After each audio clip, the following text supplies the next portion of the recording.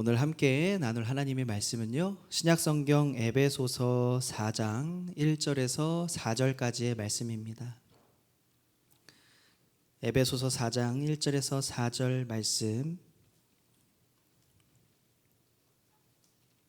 우리 찾으셨으면 우리 한 목소리로 읽도록 하겠습니다.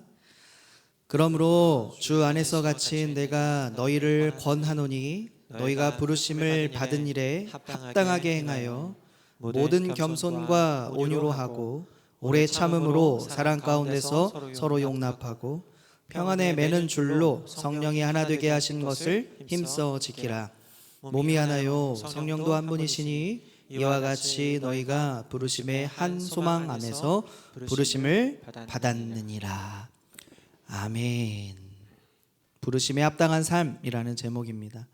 먼저 우리 옆에 계신 분들과 이렇게 한번 인사해 볼까요? 하나님이 당신을 부르셨습니다. 네, 하나님이 당신을 부르셨습니다. 예, 하나님은 우리를 부르시는 분이십니다. 믿으십니까? 하나님은 우리를 부르시고 예배하게 하시고 하나님의 길을 걸어갈 수 있도록 인도하여 주십니다. 믿으시죠? 아멘. 그런데 우리가 오늘 이 말씀 속에서 먼저 기억해야 될 것은 하나님이 우리를 부르셨다는 것을 믿습니다. 그런데 그 부르심에 합당한 삶을 살아가고 있는가라는 것을 한번 되돌아보기를 원합니다. 하나됨이라는 것은 참으로 귀중한 것이고 참으로 우리가 이루어야 할 하나님의 말씀입니다. 이 하나됨이라는 것을 이루기가 쉽습니까? 어렵습니까? 예, 어렵죠. 하나됨의 반대말은 그럼 무엇일까요? 하나됨의 반대. 네, 하나 되지 못한다라는 거죠. 하나 되지 못함. 그것을 분열이라고 이야기할 수도 있겠죠. 우리가 이렇게 돌아보면 개인의 삶도 그렇고 또 우리 공동체, 신앙 공동체 신앙생활도 모습도 그렇고 하나됨을 이루어가는 과정 속에 있는데 우리가 하나됨을 잘 이루어가기보다는 하나 되지 못하는 경우들도 발견한다라는 거예요. 오늘 하나님께서는 이 말씀을 통하여 우리에게 하나됨이라는 것은 무엇인지 그것에 대해서 말씀하고 있습니다. 먼저 제가 이렇게 하나됨의 반대를 이야기한 이유는요, 먼저 우리가 하나 되지 못하는 것들이 어떤 것들이 있는가라는 것을 좀 먼저 살펴보기 원합니다. 먼저 우리 국가적으로 살펴보면요, 6.25 전쟁을 우리가 겪었죠. 그래서 분단의 아픔, 분열의 아픔을 우리가 겪었습니다. 그리고 국가적으로는 또 그런 전쟁의 일을 겪었고 아픔을 겪었고, 정치적으로는 어떻습니까? 네, 정치적으로는 계속 당파 싸움을 하고 정쟁을 하면서 국민을 생각하기보다는 당의 입장을 생각하는 그러한 안타까운 모습들이 일어나고 있죠. 그래서 분열과 또 싸움으로 나아가는 경우들이 참으로 많습니다. 가정적으로는 어떻죠? 가정적으로도 하나 되기가 참 어렵죠.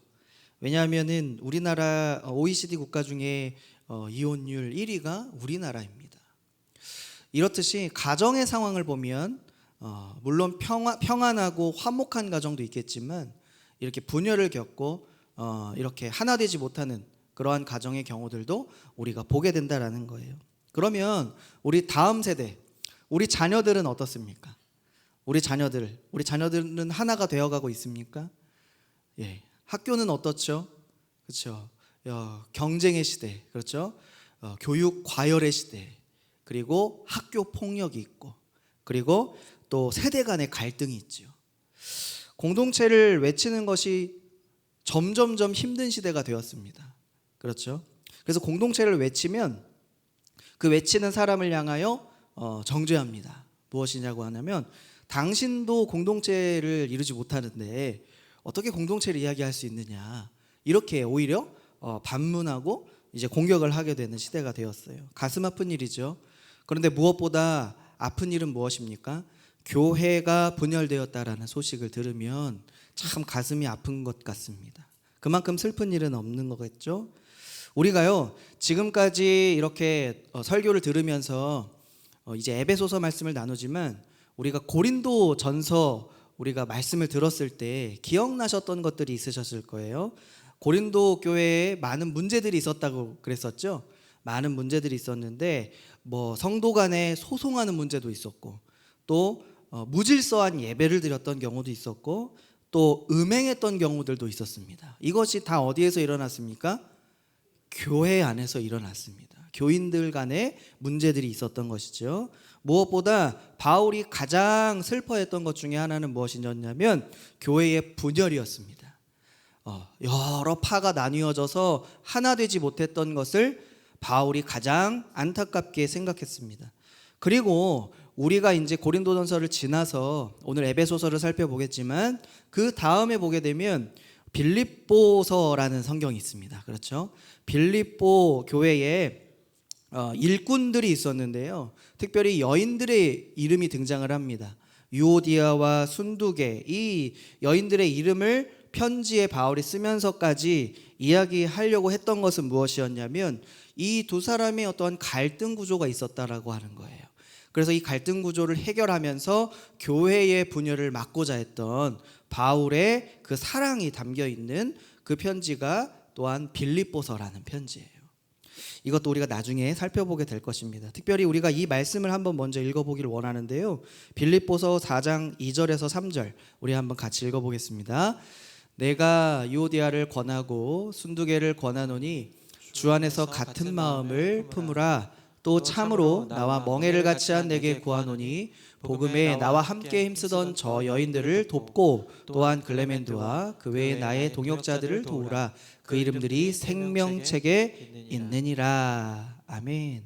그렇죠. 바울이 나와 함께 동역하고 있는 이 여인들을 도우라 하면서 교회의 하나됨을 다시 권면하고 있는 장면입니다. 갈등을 해결하고자 하는 바울의 열심을 볼 수 있죠. 바울은 그러면 왜 열심을 다해서 이 갈등 해결을 위하여 노력하고 있을까요? 교회의 하나됨이 그만큼 중요했기 때문입니다. 교회의 하나됨. 그래서 우리가 제목처럼 부르심에 합당한 삶, 우리가 드렸던 찬양도 마찬가지죠. 하나님이 부르셨는데 그 부르심에 합당한 삶을 살아가야 하는 곳이 어디입니까? 교회라는 것이죠. 그래서 부르심에 합당한 삶, 특별히 주 안에서 하나됨을 위한 성경이 말하는 원리는 무엇인가? 이것을 우리가 살펴보면서 실천해 가기를 원합니다. 첫 번째는 하나됨은 우리가 선택이라고 생각을 하는데 선택이 아니라 무엇입니까? 필수입니다. 무엇이라고요? 필수. 교회가 하나 된다는 것은 필수입니다. 많은 사람들이 어떻게 생각하냐면요, 교회가 하나됨이 필수가 아니라 선택이라고 생각합니다. 그리고 하나가 되면은 참 좋지만 하나가 안 될 때에도 그래도 괜찮은 것 같아요. 이렇게 생각을 한다라는 거예요. 그러다 보니까 하나가 잘 안 되면 어쩔 수가 없다. 이렇게 생각을 또 하는 것 같습니다. 그런데 왜 이렇게 생각할까요? 왜 이렇게 손 놓아버리는 걸까요? 우리가 이렇게 살펴보다 보면 하나 되기가 참 어려운 사람들이 분명히 존재합니다. 그렇죠? 어려움들이 있는데 불편함이라는 책이 있어요. 불편함. 이 불편함이라는 책에서 교회에서 만나는 많은 성도 서로의 특징을 살려서 목록을 좀 만들었는데 이 목록 속에 우리를 한번 돌아보았으면 좋겠습니다. 나를 대입해서 정말 불편하게 이렇게 나도 생각하는 사람이 있는지 혹은 내가 아닌지 이렇게 한번 생각해보고 체크해보시길 바라는데요. 제가 읽어드릴게요. 첫 번째는 이런 사람입니다. 하루에 이제 인사나 악수는 많이 합니다. 안녕하세요. 반갑습니다. 이렇게 인사는 하지만 정작 그 인사하는 사람의 이름은 기억을 못합니다. 예, 인사는 하지만 그 사람이 누군지 잘 몰라요. 그리고 두 번째는 나는 그냥 일반 그리스도인과는 달라. 이렇게 얘기하는 사람은 어떤 사람인가요? 말씀대로 좀 살려고 하는 사람, 노력하는 사람이겠죠. 그러나 삶은 어떻습니까? 세상의 가치관과 똑같이 살아가는 사람이 있어요. 나는 교회 열심히 다녀요. 나는 말씀을 믿습니다. 그렇지만 세상의 가치관과 똑같이 살아갑니다. 또 다른 사람은 어떻습니까? 이런 사람이 있어요. 개인적인 질문인데요. 서로 개인적으로만 해야 되는, 개인적으로만 알았으면 좋겠는 그러한 질문을 공공의 자리에서 던지는 사람이 있습니다. 예, 공공의 자리에서. 그런데 잘 보면 나는 사랑을 가지고 했다라고 해요.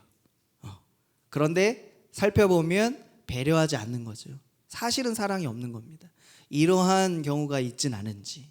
그리고 이런 분들이 있어요. 말이 너무 많아요. 예, 말이 너무 많아서 대화를 하기가 무서운 사람이 있어요.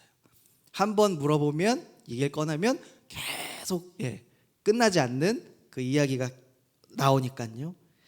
이런 사람이 있고, 또 어떤 사람이 있냐면 평소에는 참 좋은 사람인데 뭐 하나가 안 맞으면, 또 욱하면 불같이 화내는 사람이 있습니다. 우리 주변에 있진 않나요?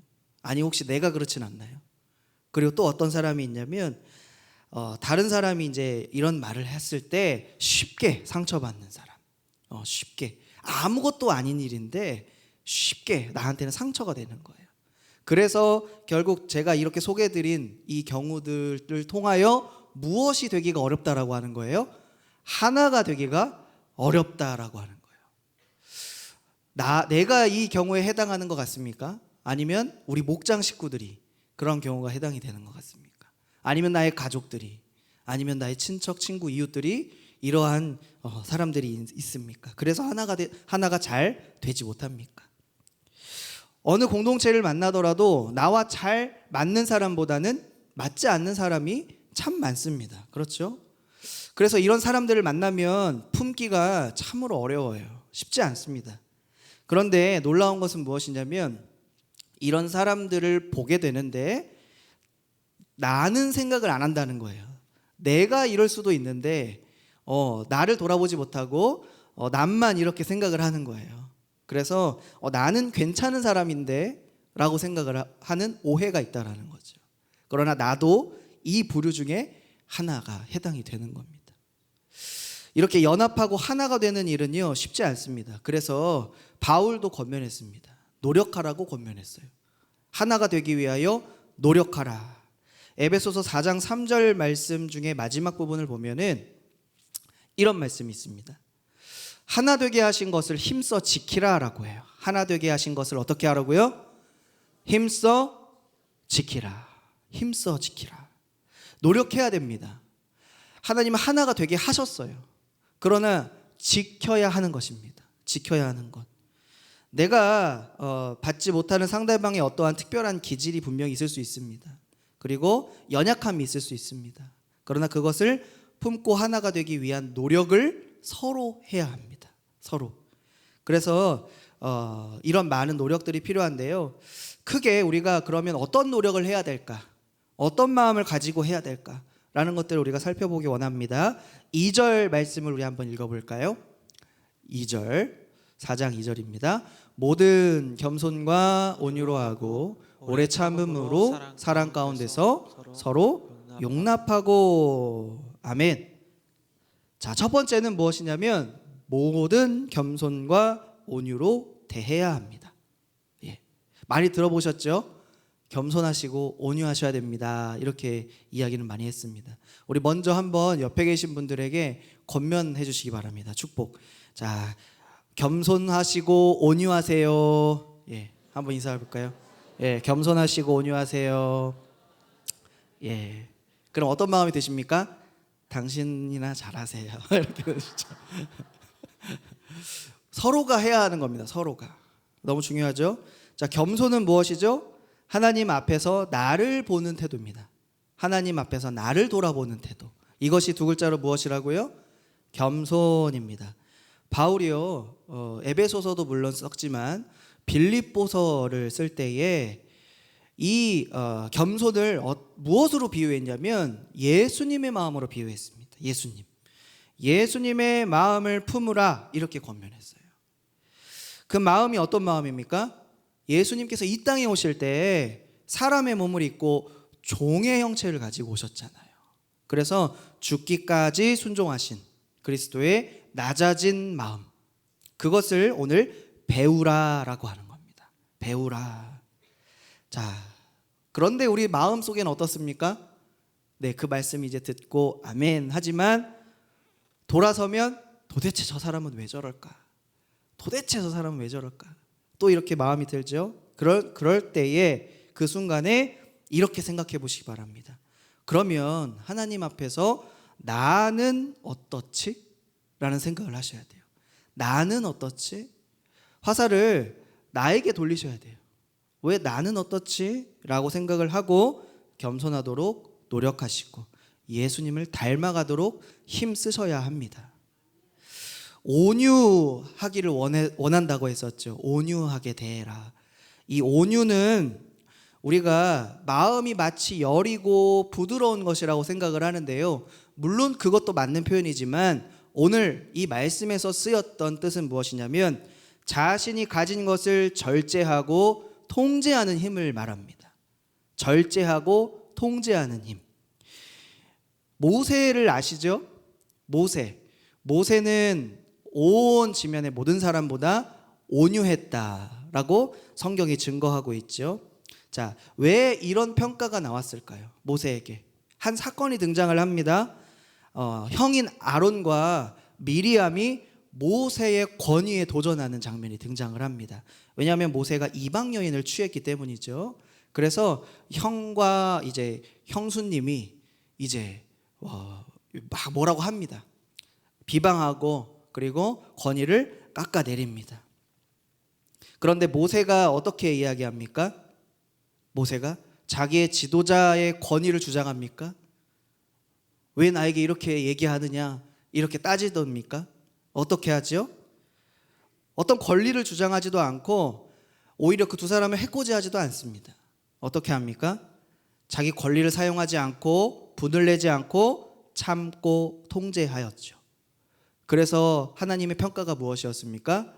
모세는 온유했더라 라고 말씀하고 있는 것입니다. 온유했더라. 신약으로 오면 온유의 대명사가 누구죠? 예수님입니다. 예수님. 온유하신 분. 예수님께서는 스스로를 어떻게 말씀하셨냐면 나는 마음이 온유하다. 이렇게 마태복음에서 말씀하셨어요. 나는 온유하다.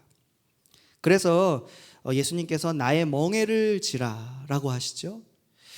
마음이 여리다는 것이 아닙니다. 하나님의 권세와 하나님의 능력을 가졌지만 사사로이 개인적으로 함부로 사용하지 않고 아버지의 뜻에 따라 철저하게 통제하고 절제했다라는 거예요. 얼마나 힘드셨을까요? 예수님은. 그렇죠? 얼마든지 사용할 능력이 있는데 그것을 절제하고 참아내고 인내하고 통제하는 것.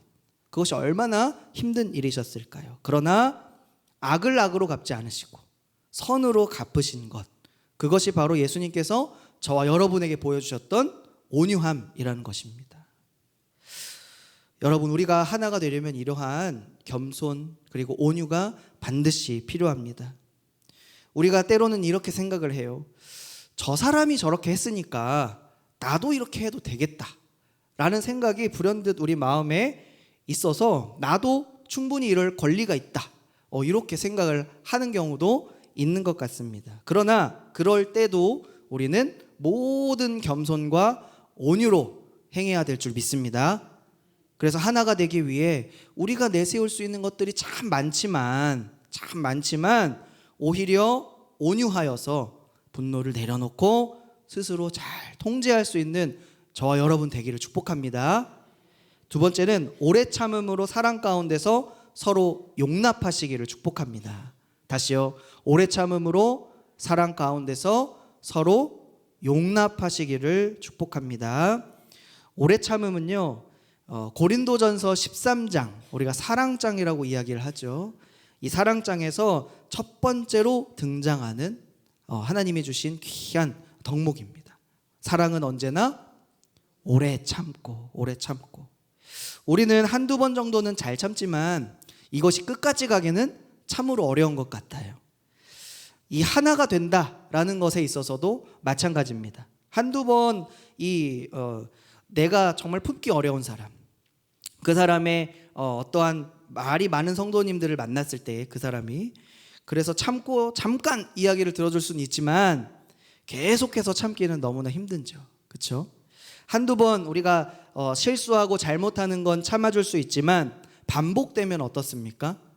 참아줄 수가 없는 것 같아요. 용납이 잘 안 되는 것 같습니다. 하지만 예수님은 어떻게 하셨죠?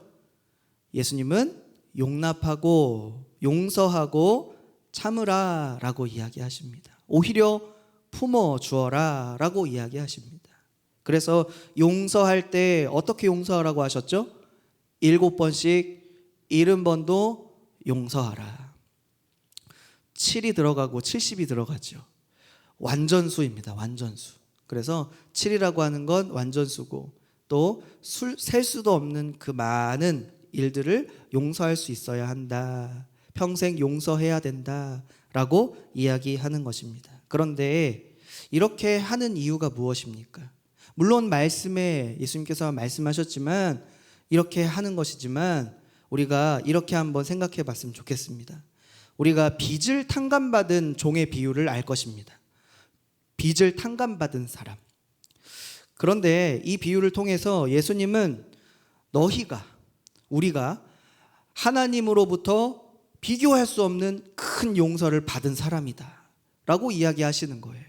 그렇기 때문에 우리가 용서하고 참아낼 수 있다라는 거예요. 마태복음 18장 35절 말씀인데요. 우리 같이 읽어볼까요? 너희가 각각 마음으로부터 형제를 용서하지 아니하면 나의 하늘 아버지께서도 너희에게 이와 같이 하시리라. 아멘. 이렇게 잘 안 되는 게 사실입니다. 그런데 그렇죠? 잘 안 돼요.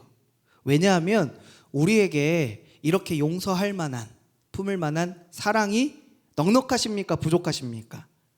부족해요. 저도 마찬가지고요. 그래서 우리가 무엇이 필요합니까? 하나님께 받은 사랑, 하나님이 나를 향해 주신 그 사랑, 그것이 우리 안에 끊임없이 채워져야 된다는 거예요. 채워져야 된다는 거예요. 그래서 그 사랑으로 우리가 오래 참고 용납할 수 있어야 합니다.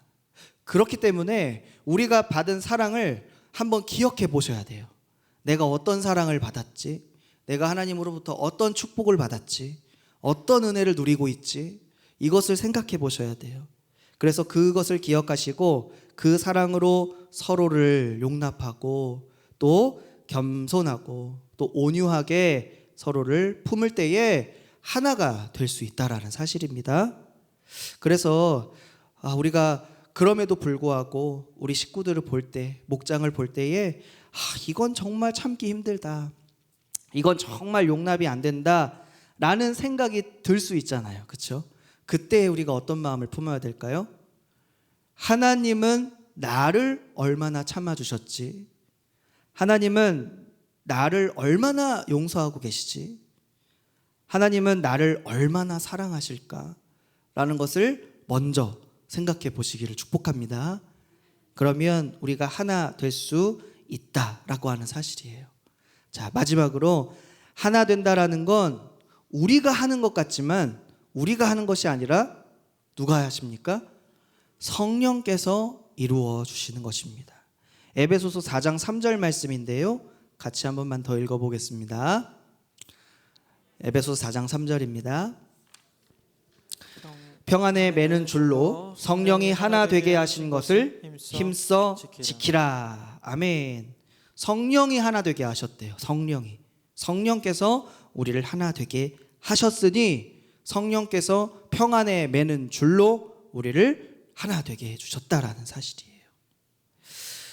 우리가 4장을 보고 있지만 2장에 보면요, 바울이 너희도 성령 안에서 하나님이 거하실 처소가 되기 위하여 그리스도 예수 안에서 함께 지어져 가느니라 라고 말씀하신 장면이 있습니다.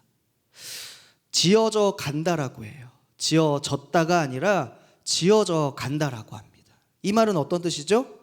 계속해서 이루신다라는 거예요. 우리도 지금 어떻게 되고 있는 것입니까? 지어져 가고 하나가 되어 가고 있다라는 거예요. 지켜가고 있다라는 거죠. 그뿐만 아니라 성령께서는 교회의 하나됨을 지키기 위해서 열매를 맺게 하여 주십니다. 그 열매가 무엇일까요? 갈라디아서 5장 말씀 한번 볼까요? 5장 22절부터 23절까지 말씀 같이 읽어보겠습니다. 오직 성령의 열매는 사랑과 희락과 화평과 오래 참음과 자비와 양선과 충성과 온유와 절제니 이 같은 것을 금지할 법이 없느니라. 아멘. 성령의 열매와 오늘 바울이 권면했던 그 덕목이 일치하죠. 겸손과 온유와 사랑, 오래 참음. 이것들을 위해서 우리가 하나 되기를 위해 이것을 사용하시길 축복합니다. 하나가 되기 위해서 이 성령의 열매를 맺을 뿐만 아니라 사용하시고 그 은사를 활용하시길 바랍니다. 그래서 오늘 성령의 뜻을 따를 때에 성령께서 주시는 그 선물, 하나됨을 이룰 수 있는 선물, 그것을 우리가 누리고 또 세상 가운데 그것을 보여줄 수 있는, 그래서 우리를 볼 때에 정말 예수님의 제자들이구나, 정말 하나님의 교회구나, 이것을 깨달아 알게 할 수 있는 저와 여러분 되시기를 예수님의 이름으로 축복합니다. 아멘. 이 시간 함께 찬양하며 기도의 자리로 나아가기 원합니다. 우리가 이 말씀을 생각하면서 주 안에 우리는 하나입니다, 이러한 고백으로 하나님께 나아가겠습니다.